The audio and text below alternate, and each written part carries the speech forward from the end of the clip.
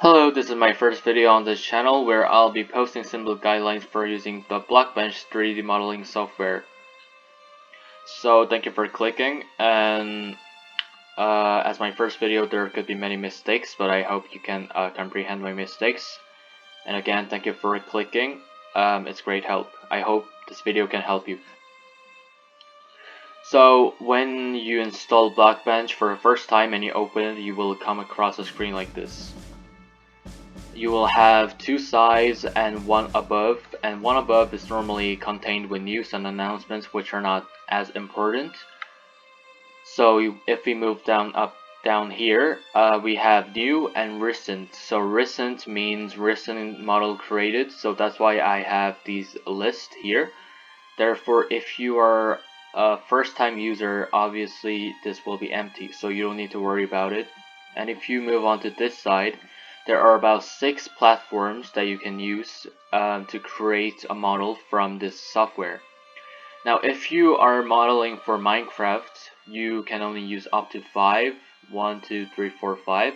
And if you are not using Minecraft, I suppose you can also use this, which is also known as free model. And free model, it has no restrictions and no rotation limits. Therefore, you can use it for pretty much anything, I suppose, as well as the object file. Now, if you're using Minecraft, since in Minecraft there is a limited section for rotating a certain cube, you can only use up to 5 here because these have limited rotation for the cubes. Now, if you're using Java Edition, you will be using this Java block and item. If you're using Bedrock Edition, you will be using this platform. If you're modding for something, then you will be using this one. If you're working with Optifine, you will be using one of these two. However, I haven't used these for myself, therefore I'm not too sure what to tell you about that. Since I use Java Edition, I will be clicking on this platform to use. Once you click on it, you will come across a box that's a project. It has some writings inside, it has some empty cubes where you can fill things in.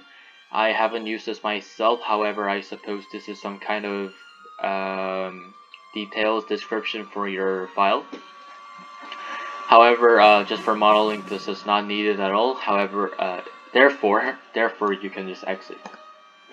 You can exit, and then now you see a screen where you can see the logo, the tools on the top, textures where you can import textures and create your own texture, outliner where you can create your first cube, add a group where you can contain cubes, and there are specific sectors up here, as well as the X button. Now this is the grid in the middle where you see me rotating it, and this will be the platform, basically your paper where you can make models and add textures. So the first thing that you need to know in this software is how to add a cube, since cube will be used for most likely everything in this modeling situations. You first go to outliner and then click on this plus in a box, which is add cube, and you see the description as a cube. You click on it, and then now it will spawn a cube on a corner. Now it's pink here, but if you see on the UV, which is this that I'm spinning, now if you see here, it's not pink, however it's pink here, and if I make one more cube, this time it's green and it's not pink, and it still has no texture. This means it is untextured variant, which means you will need to texture it in order to make it successfully work in game in Minecraft. I will show you how to texture it in the next video. So for this video, there will be only mostly simple basic tools on how to understand the software better. So first thing, for cube, you can drag it around by dragging the axis by Z, X, and also Y, the green button. You can put it back. If you don't like dragging it around, you can go up here, position, and you can click on the arrows to move it around manually, or you can even type in your measurements, let's say 10, and then it will move it instantly. So this is very good for moving your cubes around if it's too far away. If you want decimal placements, you can also do that. 0.5, instead of having it placed in the cube areas, it's actually in the middle across the line. So that works. If you want a very precise decimal point, you can do 0.4, 6, 7, 8, 1, 2, 5, stuff like that. It doesn't really show on pure eye, but it is moving. You can also do that for y-axis. 10 is going up. You can move it back down. Same thing for z. And now for size, you can either go up here on the toolbar, click on resize and drag it around to extend it or decrease the size, or you can go to size and then just like you did for position, you can manually click it with the arrows or increase it by typing out the specific measurements. Now if you want a decimal measurement, you can also do the same thing for this one, 0.5. Instead of covering the whole cube, it's only covering half.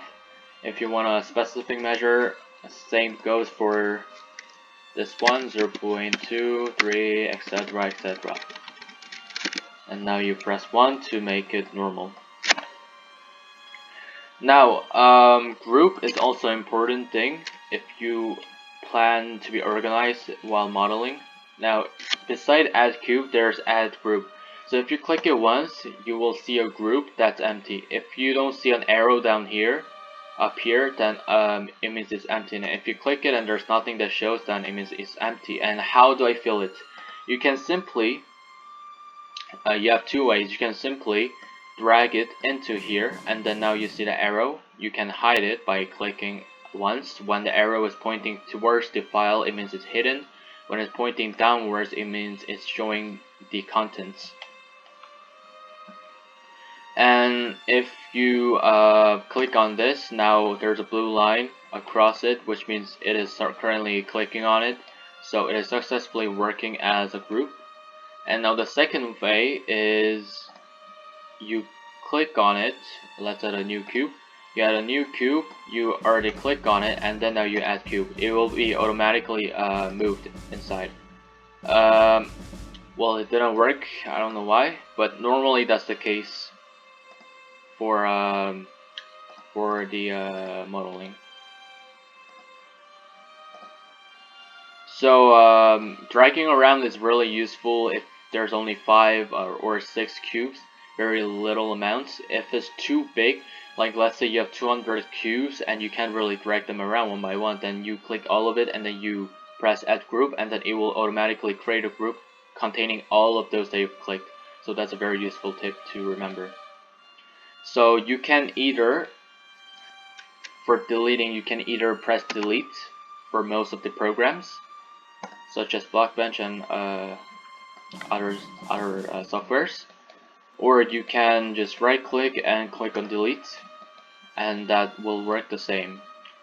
If you deleted it by accident, you can always go to edit and press undo, or you can press Ctrl+Z, which is way faster. Now since we have our little cube, we now know how to make a sculpture. Now let's make a simple box. So a box needs to be normally flat and not too tall. So let's make it around 10 and 10. Now there we have our little floor for the box. Now we can just increase the height, and that's pretty much the skeleton. And now for the lid, you just need to make sure you have a little bit of cube sticking out than the original one. So let's say 10.5. You press it up. You can move it around. 4.5. That's not the right way. So you go, it's not enough, so you go 3.7, it's not even, so you go 3.75, and there you go, it's even. So now you do the same thing for this one, 10.5, 3.75. Well, if it's not equal, you always find your own error. 2.875. There we go. Now it's even. Now the lid is a bit too big, so you're going to have to decrease the size, and there you go, the lid. So that's basically a very simple box made in basically 30 seconds. And that took 2 cubes, so it's very efficient usage as well. Now I'll introduce you the basic tools for using the Blockbench. So if you go to File, there's Project. I will only show you the ones that I actually used because I haven't used everything in Blockbench myself as well. So I'll skip the ones that I haven't used. So if you go to New, you can click on the different platform to create a new model in a new platform. So it's basically like your start screen, but you can just access through this. And recent is that you can click on the latest model that you've made, such as well, for me, Seiko Sniper, M2 Browning 50 Cal, M249 SAW, etc. An Opera model, I haven't used this. Save project, it basically saves the project as a file. I haven't used this myself as well. I'm not completely sure how it works. I haven't used this. Import means, well, importing. So you import a model that's in your file onto Blockbench to use it. And this needs to strictly follow the rules of Minecraft limited rotations, because for example, if you bring a model from Blender software to Blockbench, most likely it's not going to work. Therefore, it will most likely only work if it's a file made through a software that is made for modeling for Minecraft. Now export, you basically export it onto your file as a modeling file where you can use it for other programs, even in Minecraft. Now Fossil Shape I haven't used. Resource Pack, I don't know. Sketchfab.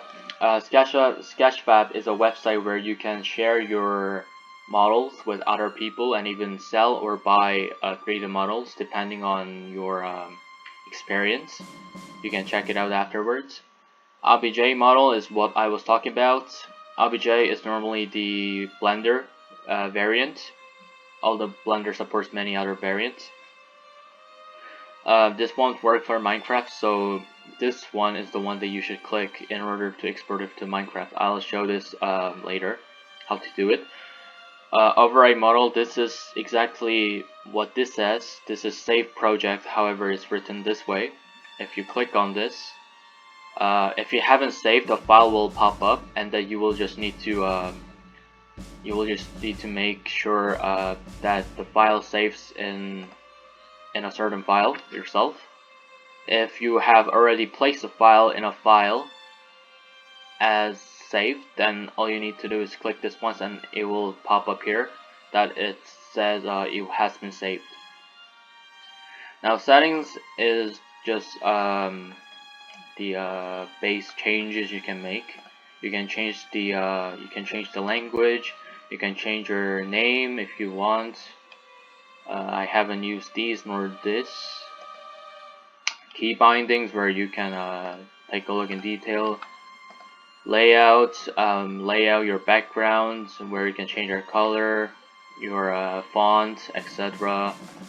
About, this is like a little credit website where you can visit to see some extra stuff. And now let's go to edit. Undo is undoing button, redo is redoing button. If you did undo by mistake, that's when you do redo.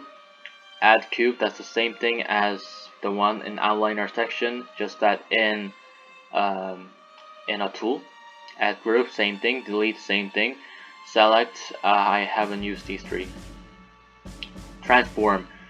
Scaling is also very important tool for modeling as you go on. So there's XYZ. So if you scale, I don't have a cube, so I'll add a cube. I have a cube here, so as I said, you can either just click like this or type it in. However, scale also works. And scale, if you scale it, it gets bigger, and if you scale it to the left side, it gets way smaller. And if you do cancel, it will go back to the original. And if you ever do confirm by mistake, then you can also just do undo, and then it will fix the problem. Now the purpose for scaling is this. For certain forms and shapes, if you try to make it bigger, it breaks. Therefore, scaling is what you use for that time, because scaling, no matter what item or how it's looked like, scaling it will just make it big and small. That's all it does. Therefore, the shape does not break, and all it does is just change the size. So that's very useful if you accidentally made your model too small, but you actually want it to become bigger in the grid. If you click on this and it turns dark, it means it's not extending X anymore. So you'll see the changes here. That is actually becoming rectangular instead of staying as a cube. And if you click on this, now it's being equal. And if you click on Y, it will not expand above words. And if you click on Z, obviously it will be the same thing, just on a different axis. Now you can cancel and transform, rotates. This is also very useful, and this is very useful if you are using the form that doesn't really let you change through these tools, because this will let you conserve the form while also switching the side and rotating the stuff. So if you rotate, it just rotates. This is a cube, so you won't notice most likely, but if I extend the height and make it rectangular, and maybe add one side, and I rotate, now it rotated without me actually having to rotate it all by myself. You can press Ctrl plus Z to go back. Rotate Y, rotate Z. You can also figure it out yourself by trying it out. Flip, same thing, but it kind of flips, so it's really useful if you want to save time and make sure it's an exact coordinates without having to mess up. And center, it basically transports it to the center of the grid. So if you're not sure where is the center and you have to manually drag it all around, it's a very useful tip. And properties, extra stuff where you can try using. I haven't used these as well. Filter plugins is also essential. Now if you go here, you will see installed and available. So installed means it's installed already in your file, which for starting users, you will have nothing here normally because you have nothing installed. So you go to available, and then there is a long list of many plugins where you can just click install, and it will take around 30 seconds to install, and then it will transport itself to here where you can find them on here, filter. So currently I have generate shape, the shape plugin installed, and the optimize plugin. So what generate shape does is it creates octagon and hexadecagon. Octagon is a form like this. Basically octagon, you can even change the size like this if you wish. And now hexadecagon looks something like this. This is what we use to make something almost similar to a sphere. However, this takes many cubes to make one, so it's not recommended to use this too many times, or your model will get too big. Optimize is for removing all the hidden surfaces or hidden cubes that you don't necessarily need in order to make a model look good. So basically all models that you can actually see from the pure eye, it won't be removed. But let's say you have a hidden cube that you didn't know that's inside a big cube that you clearly don't need, then it will remove the cube. And if you have a cube that has one face that's not even showing, then it will also remove the face. By doing that, it is removing the size and decreasing the size of the model, so you can have better time, better ping and FPS on your game when you're using it. And finally, view. Full screen, you just go into full screen. Whoever is interested in full screen. I haven't used this. This is just quad view, where it splits into 4 views, where it shows you 4 different angles at the same time. You can try it out if you want. Screenshot. Screenshot model, this is where you can screenshot only specifically the model in here without the grid and anything else. So only so if you had an AK-47, it will only capture the AK-47 and not the screen, not even the grid. If you want the grid and everything else to be captured at the same time, you will need to click on Screenshot app. If you do this, then everything basically in your screen, in your monitor, will be captured. Record GIF. This is like a video GIF where you can record by moving it around manually. I don't recommend this to show it to someone because it will cause lag, especially to some people with not a very good PC. Now let's go to display, and display is where you can set the looks of your item when the player is holding it. So I can drag it around by holding it. Let's say this is a strawberry ice cream. So he's holding a strawberry ice cream, and I'm moving it like this. You can also drag around, right click, left click, mouse wheel for zoom in and zoom out. You can manually the rotations here, like this. Also works the same, Control Z, and Control Z to make it all normal. Translation, you can move it around, translation this way or this way. And scale is how big it gets, the thickness on the side, and the height and the width. Now this is the right side, so this is how it looks like when a person is holding on the right side. Now left side means how it looks like when the person is holding on the left hand, basically the off slot.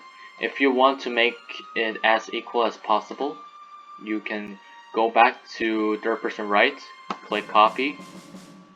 If it doesn't exist, then you can go here and then search for copy and paste.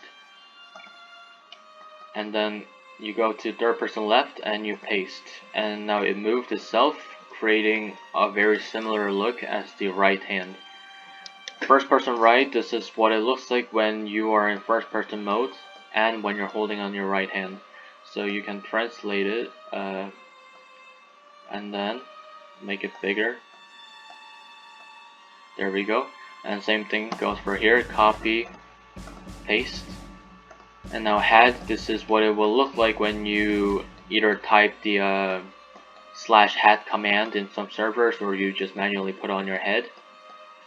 So I don't know, I'll just do this, it's not important. And this is what it looks like when it's on the ground. You can adjust it. If it's going under the cube, this is the ground surface level, so basically it means it's going under the ground. So you probably don't want to put it all the way down here because it'll be hidden, but not all the way up here because it'll be floating too much above the ground. So reasonably just touching the ground will be perfect. And frame, this is what it looks like when you put on the item frame in game. So something like this. And GUI, this is what it will look like when it's in your dropper or anything that looks like something like this. And you go to inventory, and this is what it looks like in your inventory. And HUD, this is what it looks like in your hotbar. So basically, if you play Minecraft, this is what you will see in game. So that was pretty much it for this tutorial. There were many stops in the process. It's my first time, so I guess I got nervous a bit. I hope you can comprehend my mistake. Thank you very much for watching. Thank you for clicking, and leave down any comments or questions. I will respond ASAP. And Leaving a subscribe really helps. And yeah, have a great day.